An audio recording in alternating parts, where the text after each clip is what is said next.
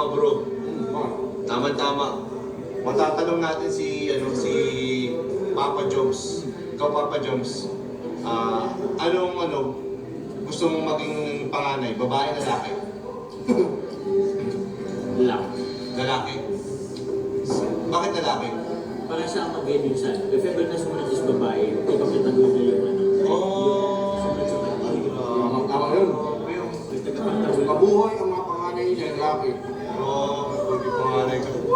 Hindi ako tugot. Si Carla kaya? Carla, ikaw kaya? Anong, pag nagka-anak ka na panganay, anong gusto mo? Lalaki, babae? Lalaki din? Sabi niya, Parang nag-usap na sila. Parang may paturo pa eh. lalaki. Nakadepende. Marami nag-usap na pala yung dalawa. Bakit Carla? Bakit? Bakit lalaki? Bakit?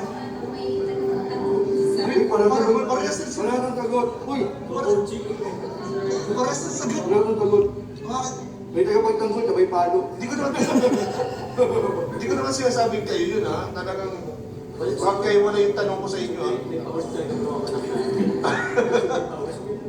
Grabe itong bulong na Hindi mo napansin. Kasi nagpa-vlog ka eh. Oh. Anak namin. Ano Hindi mo na? napansin. Hindi mo napansin. Oo, narinig ko dito. Sabi niya, anak namin. May power ka rin. Maka namin ka naman bro. Talagang, Bro, kinilim na. wala na, nadulas na kayo dito. May plano na pala kayo sa future. Nadulas po dito yung plano nila sa future. So, ayan po. Abangan po natin ang jump card gender reveal. Jump card gender reveal. Yan po sa pa natin naabangan po sa future.